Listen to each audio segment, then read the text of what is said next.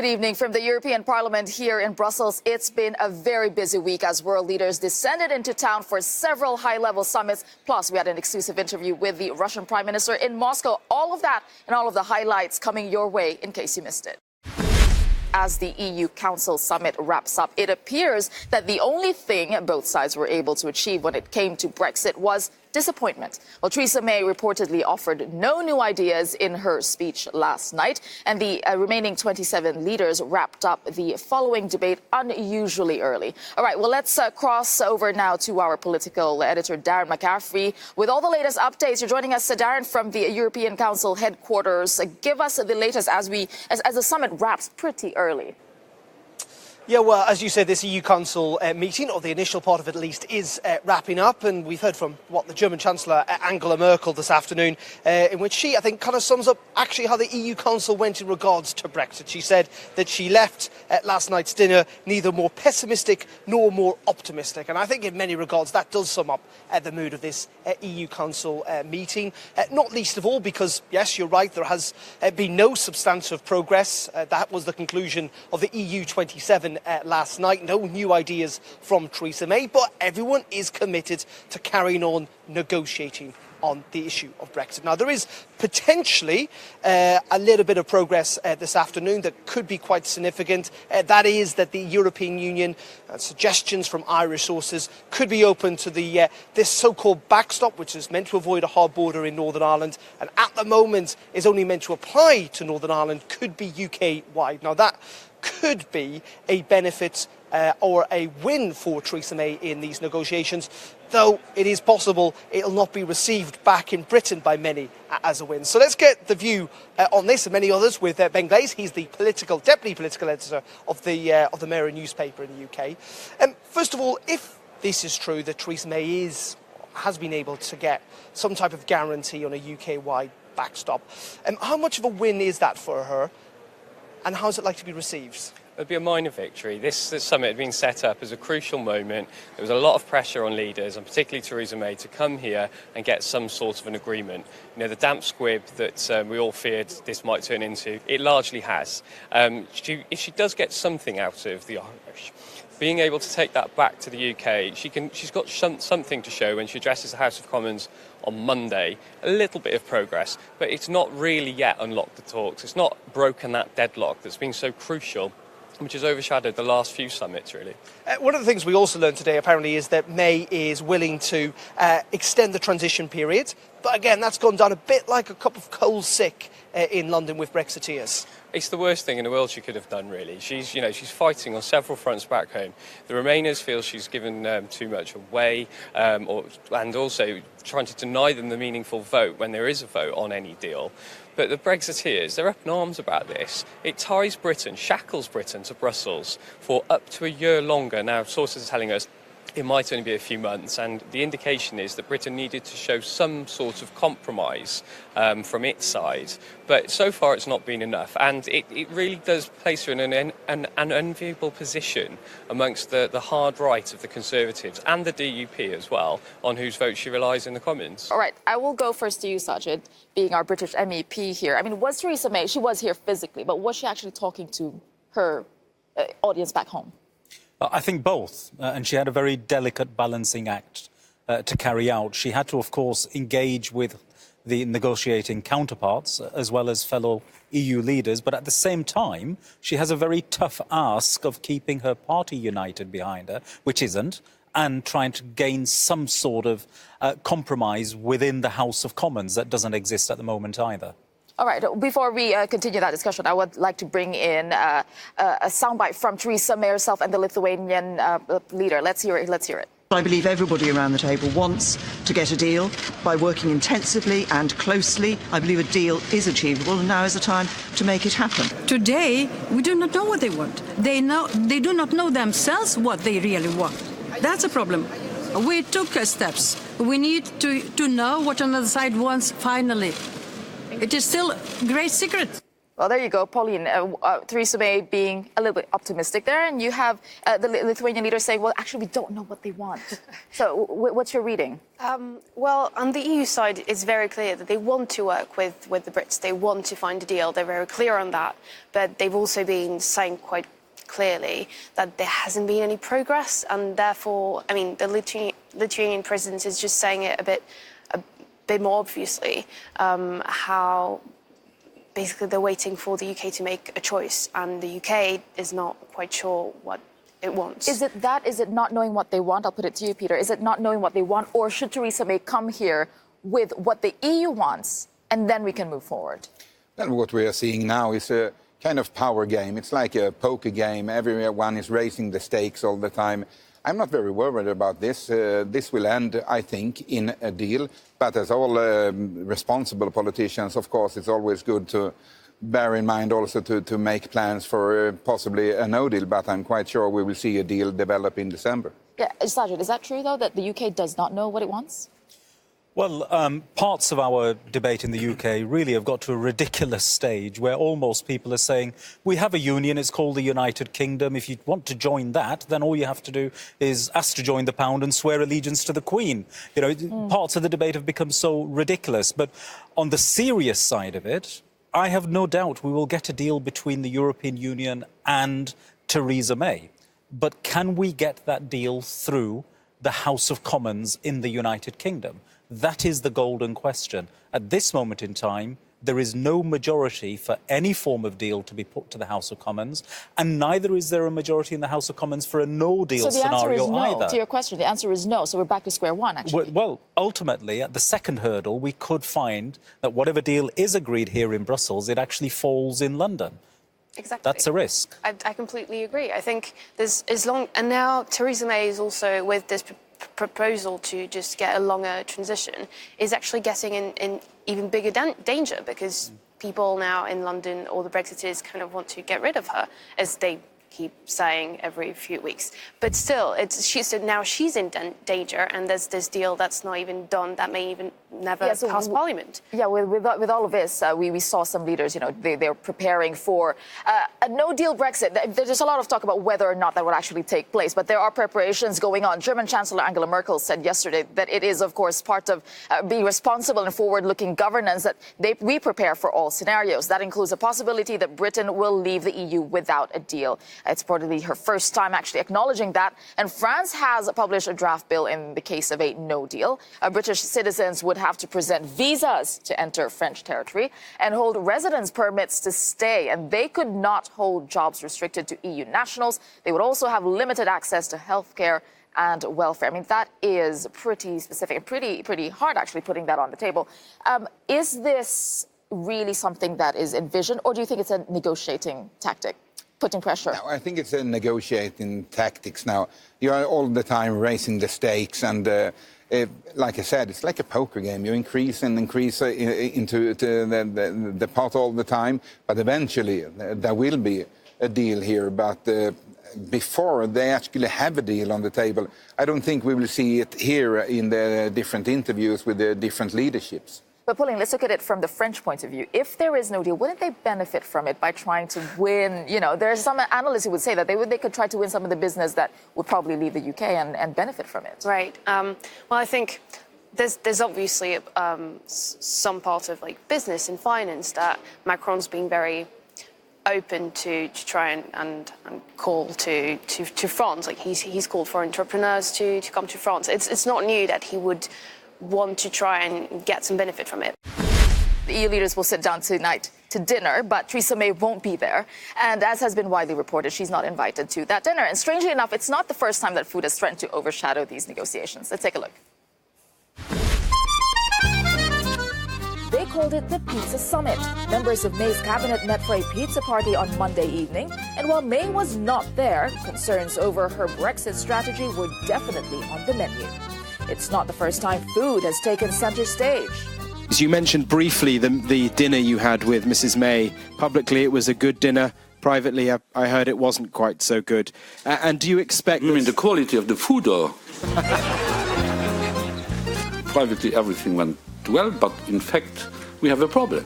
because the British want to leave the European Union, and it's not feasible. But it was excellent. I'm not talking about the food. Or what about when a Brexit-dominated summit made Angela Merkel hungry for a famed Brussels fruit shop? Or when Council President Donald Tusk posted this photo of Theresa May and a not-so-subtle caption, "Sorry, no cherries." What is this with the obsession with food? Anybody want to comment on that? Food is important. You're from Modena. It's the center of gastronomy in Italy. That's how we come together. That's how we make connections and relationships. No, food, absolutely. And not right. being You're so invited right. to dinner, it's such a big deal. Food, here, it says a lot, right? Food brings people together. But do we care what they eat? I don't care what they eat. It's about what they're talking about. That's the real sad thing table. about where the UK is right now. The UK is literally not at the table, not part of the family. Well, there you go. That's a tragedy. Traditional parties in the EU are doing some serious reflecting today after voters sent a clear message over the weekend that in Germany, Luxembourg and Belgium, those traditional parties suffered major losses and erosion of support as voters turned to the fringes. The biggest shake-up was in Bavaria, where preliminary results showed that the ruling Christian Social Union won the most votes but lost its absolute majority. For only the third time since the Second World War, it will have to share power. The far-right anti-immigration Alternative for German party is projected to enter state parliament for the first time, while the Green Party were the real success story, more than doubling its support to become the second largest political force in southern Germany. This afternoon, we heard from Angela Merkel, who struck a conciliatory tone, declaring that lessons have to be learned. Let's have a listen. Und deshalb ist meine Lehre aus dem gestrigen Tag, dass ich auch als Bundeskanzlerin dieser großen Koalition stärker dafür Sorge tragen muss, dass dieses Vertrauen da ist und damit auch die Resultate unserer Arbeit sichtbar werden. Und das werde ich auch mit allem Nachdruck tun. Angela Merkel speaking a little earlier on. Brian, let's start with you. Just kind of sum up what we take away from this election. The result was expected, but it's still pretty big news, isn't it? It's big news if you look at what's happened in terms of individual parties. But when you look at left-right blocks, not much changed. When you add together the numbers in terms of who shifted where, there really is very little movement there. And this is going to be very interesting for the European elections as well, because we do expect that no one party is going to dominate next time. But Bavaria teaches us that there's a lot of coalition building still to be done. There is one party, though, that's taken a very significant hit, the SDP. Why? It's difficult to say, but what we can say is that there is a risk factor within this government. This is clearly the CSU. From the beginning on, they tried to do their own policy, to do their own issues, and that was mainly linked to the election yesterday in Bavarian elections. And we know that the CSU is everything doing for these kind of regional elections every 5 years, and that's the reason why I'm telling that this is a risk factor. And now this risk factor, they brought it so far with the disputes in the last month, in particular of this, we call it Bundesverfassungsschutz, the protection of the Constitution, the chief of this authority. And this was, I guess, one more important instance for the problem. There are definitely internal pressures and disputes within the SDP in Bavaria, but that's not to say that obviously this is also part of a wider trend that we've seen where the SDP essentially getting hammered. Yes, I don't want to say that this is the only reason for our failure. To be honest, we have a lack of credibility for a long time now, and this is directly dealing and linked to the Grand Coalition issues. And as we might remember, 1 year ago we had the big question to answer: should we go once again into the Grand Coalition or not? And we asked the members, and they said with 67%, "Oh, let's go." So that makes our life really difficult. Being the junior partner in government isn't necessarily always good. But let's have a look. Let's take a closer look at those results from last night's election. This is according to preliminary polls that the CSU, it still topped that poll. It won 37.2% of the vote, but that was down massively, 10 percentage points from the last election. Now, it could form a coalition with the Conservative Free Voters. They're predicted to take 11.6%. Support surged for non-traditional parties, as we've been saying. The Greens are predicted to win, 17.5%, and the AfD 10.5%, knocking over that 10% figure. We should say the SDP polled less than 10% of the result. We've just heard from Angela Merkel, talked about making conciliatory noises. What's the damage for her and for her governing party in Berlin? Well, time will tell. I mean, she's definitely taking a calm and collective stance, as we saw her speak there. That's always the way Angela Merkel goes. And a real litmus test, of course, for her will be on the 28th of October, when we see the Hessen state elections. That's, of course, the economic powerhouse of Germany, where Frankfurt is based, and all eyes will be on those elections, of course, to see what happens then. Bavarian elections were, of course, huge for the last 4 or 5 decades. We've seen her sister party do extremely well, but this result has just showed that people just are not voting for the moderate, regular politicians anymore, if you like. They're looking for... And we look at Luxembourg over the weekend. This is a general trend where particularly the centre-left is not performing at all. I mean, it's almost, you could say, the collapse of the centre-left right across Europe. The centre-left has copied other people to follow on migration. It's pitched here, it's pitched there. It's lost credibility, like you just heard. And some Greens I spoke with today from Germany, they said they were mopping up socialist votes because they have no credibility left. They said that this was an election about what they called Haltung, probably mispronounced, but ethics and principles. CSU lost on ethics and principles, and they said that the socialists just seemed irrelevant in this. I don't know if that can continue, though. Is this in some ways quite good for Angela Merkel, though, in the sense that it means that her arguments about tacking to the right, which some would say the CSU did, has not worked? Yeah, if you look at it from that perspective, yes. But we have to look generally when it comes to democracy. I think it's not a good sign and a good signal when we look around and the democratic parties are losing because of these kind of things. We are also faced with these migration issues. But the main problem is when you allow that we have the modes for the last 10, 12 years, always crisis mode. The people, they had the crisis on Greece, they had the crisis on the budget of the nation. While domestically doing quite well, though. You know, the economy's doing well, but crime is down. If you look from that perspective, you are right. It's far more difficult to justify, to explain, because the people, if you look around, they have never earned so much money as now. The situation we have in Bavaria, for example, we have 2.8 unemployment. That does mean this is nearly full employment. Yeah. So this is really a schizophrenic situation. But as you said before, we as social democrats all over the European Union, we have to create ourselves in a new way. We have to come with different political offers. For example, a European industry policy, which is none of the parties are doing so far.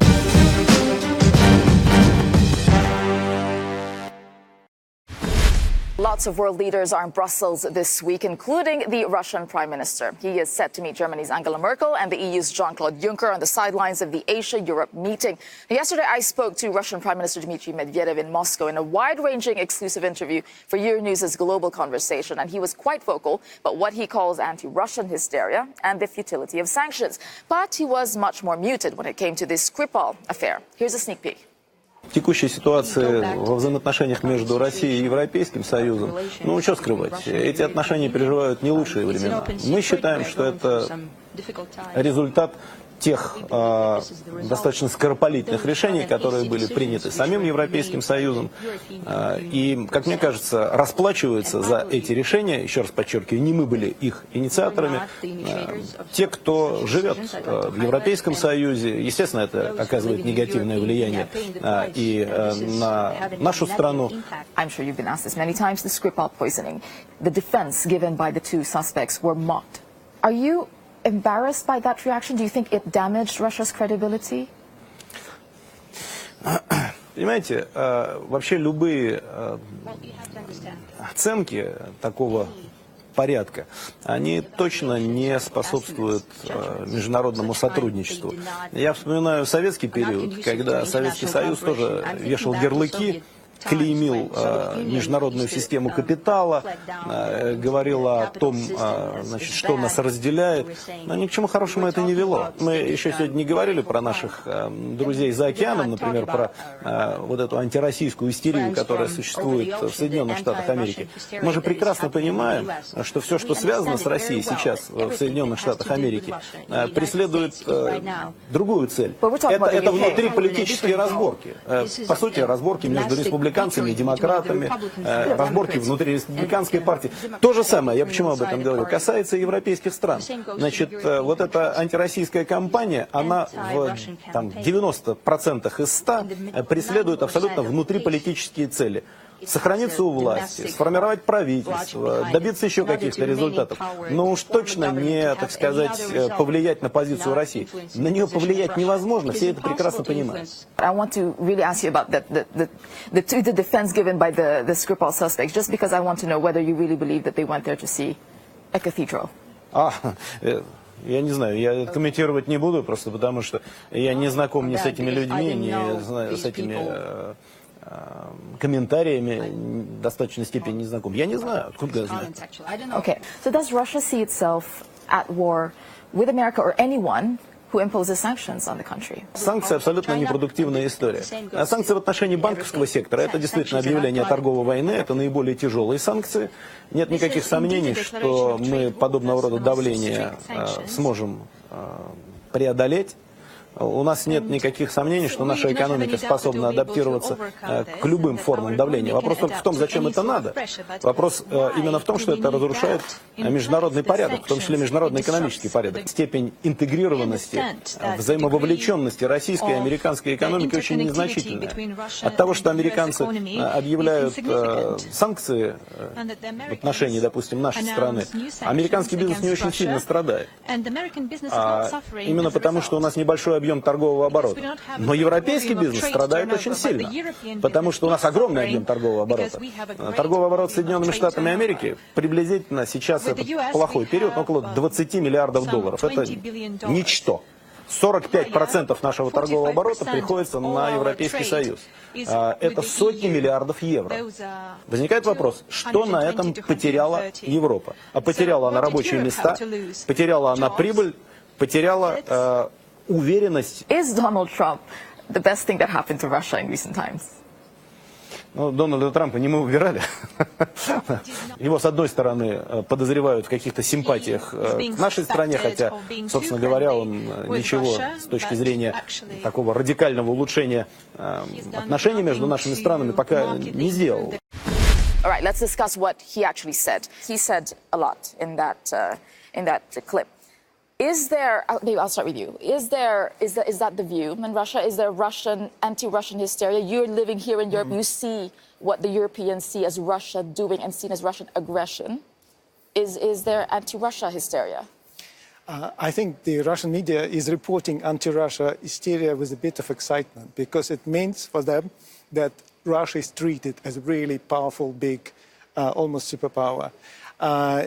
Even if it's America, it means that we are on the same level with the States. So in a way, it boosts their pride. In the same way that, Russia is obsessed with celebrating victory in the Second World War because, look, we beat Germans themselves, so we're really powerful. So again, I think they're suffering from a loss of prestige as a superpower, as the Soviet Union, and now they're back on the stage, on the front row. So in a way, they're happy to report that. Although, of course, it hurts their pride as well because they said, no, we haven't done enough to deserve this bad treatment. All right. One thing that how Europe has been responding is through sanctions. So sanctions, Dmitry Medvedev was saying that regardless of how many sanctions are imposed, it won't change the position of Russia.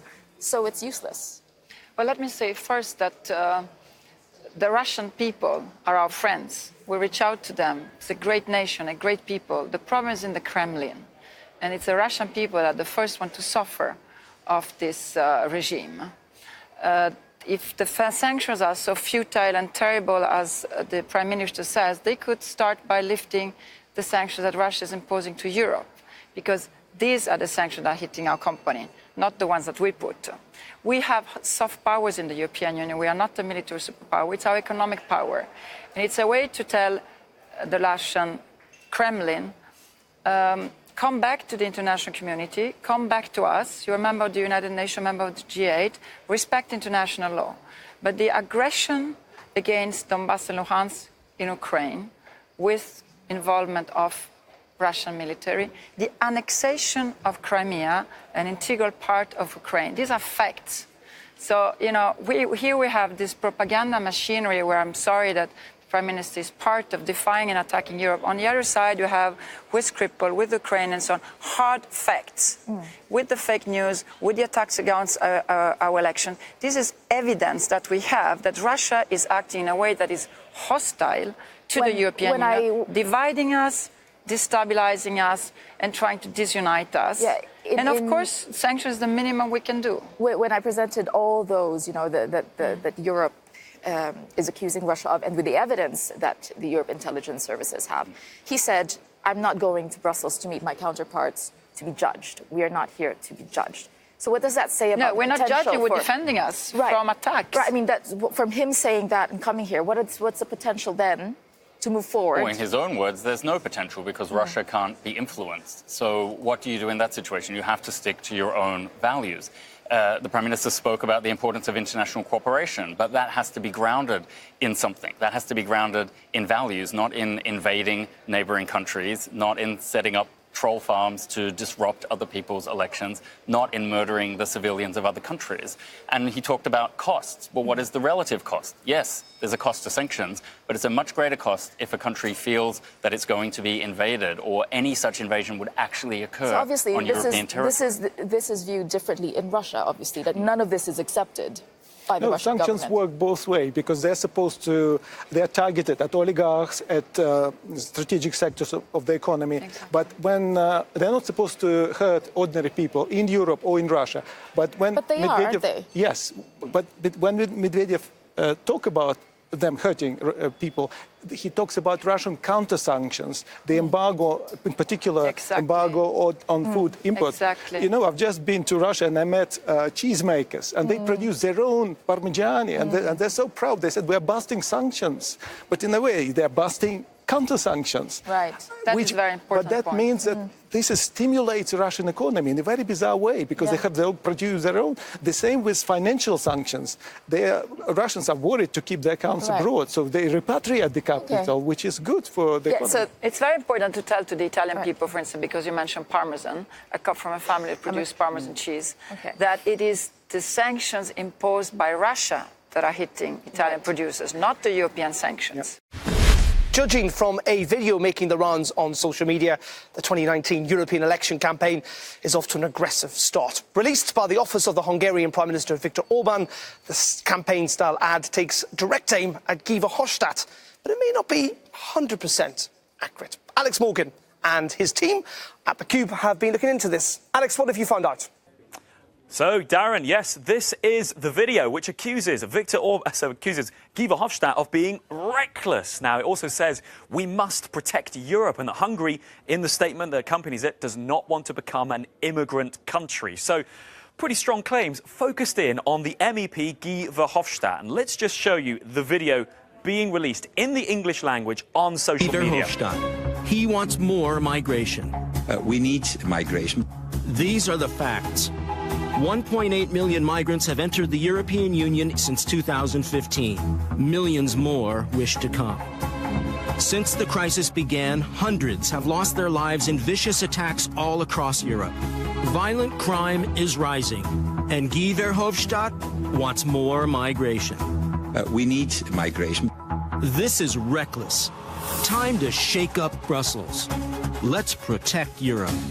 Let's protect Europe. Time to shake up Brussels. And that's quite a short clip you might have noticed there from Guy Verhofstadt. Sounds a bit clipped, doesn't it? Well, that's because it is. And let me just show you why. That clip from Guy Verhofstadt comes from this video from 2014, in which Guy Verhofstadt is giving an interview answering the question, is immigration good or bad for Europe? It was part of his candidacy to be Commission president. He actually said, the full sentence he said was this. He says, we need migration. And then he goes on to say, but we need legal migration. For the moment, we have the opposite. We have illegal migration. and human trafficking. The actual point Guy Verhofstadt was making was the need for the European Union to reform its immigration policies to tackle illegal migration. So simply cutting "we need migration" without the rest of this clip, that is misleading, and that is what this video does. Let's just bring up something else from the video. You'll see a number of these images from the horrific, barbaric terrorist attacks across Europe.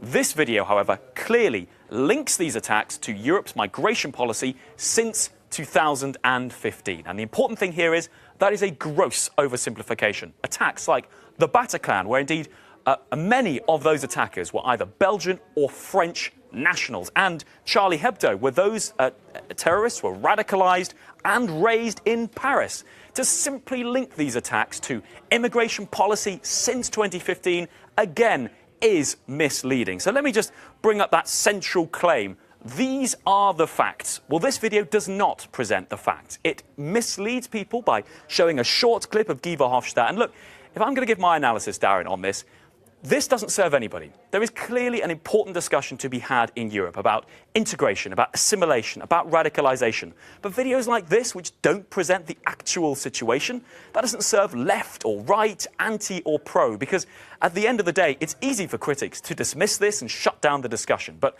in this case, I think many people on both sides would see this video as simply being a piece of political propaganda.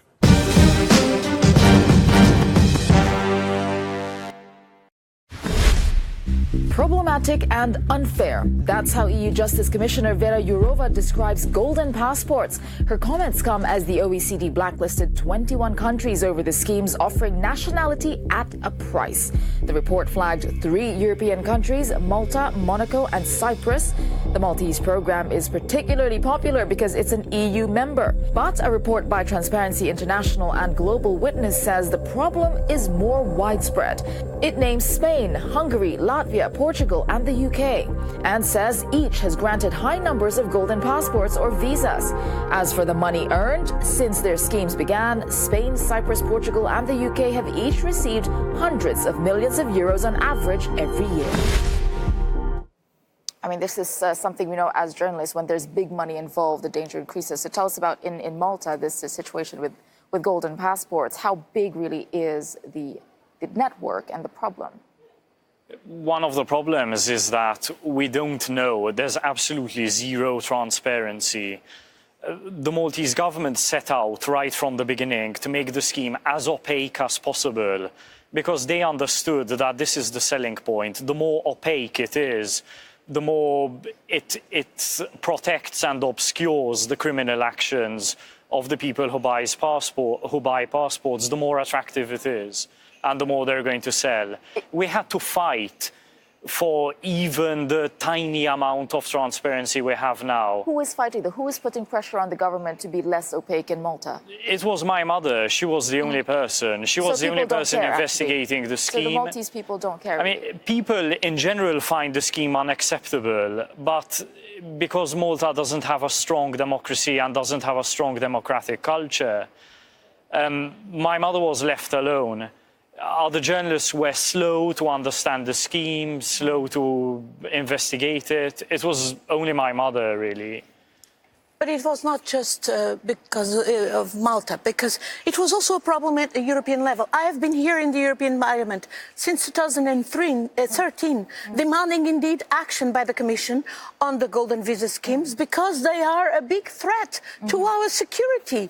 They are immoral because, you know, at the same time that they are allowing migrants to sink in Mediterranean, they are given golden pathways to reach migrants, some of them criminals, kleptocrats, who use our jurisdictions to launder money and to eventually even launch all sorts of criminal action. And the Commission was totally oblivious of that until now, finally, and I pay tribute to Commissioner Vera Jourova, who is now undertaking an investigation and is taking measures also because she understood with the case of Malta and what Daphne exposed, not just on golden visas, but also how this interlinks with all sorts of corruption and of even criminal organizations organizing this. We did hear the warning from security services here in Europe about the dangers. Transparency International, you've done investigations into this. Our report shows that this is not a marginal phenomenon, as mentioned in the documentary, but also it exposes, like it highlights the risks that these schemes expose the member state, but the EU as a whole. And one of them is the problem of letting some corrupt people in, because little checks, little controls are made But on per se, applicants. is it a problem per se? Because there is a financial incentive, and if you argue from the financial point of view, that drugs will bring you financial results. So you don't see any benefit to this? No, of course not. I mean, Europe is supposed to be a union of sophisticated economies, not economies that make their money from pumping oil out of the ground and sitting back doing nothing. This is not what we pride ourselves on. President Donald Trump, he's had a lot to say about Europe last night, and not much of it was flattering. The US president gave a wide-ranging interview to CBS's 60 Minutes. He talked about trade tensions with Europe, NATO, and Russia's alleged poisoning of a former spy. Let's have a look. Nobody treats us much worse than the European Union. The European Union was formed in order to take advantage of us on trade. And that's what they've done. But this is hostile. And yet it's not hostile. It sounds hostile. You know what's hostile? The way they treat us. I like NATO. NATO's fine.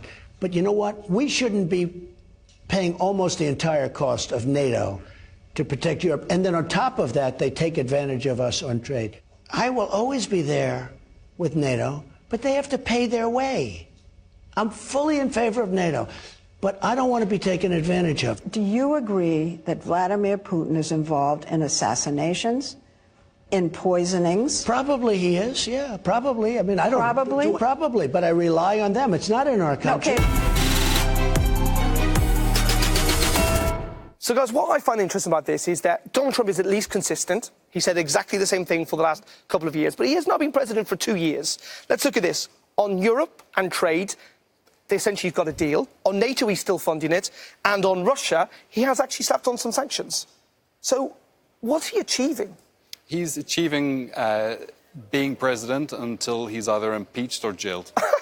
No, but on the issues, what isn't it just rhetoric? Isn't that all we're hearing? Well, I think what's very concerning is that the rhetoric is quite so inflammatory.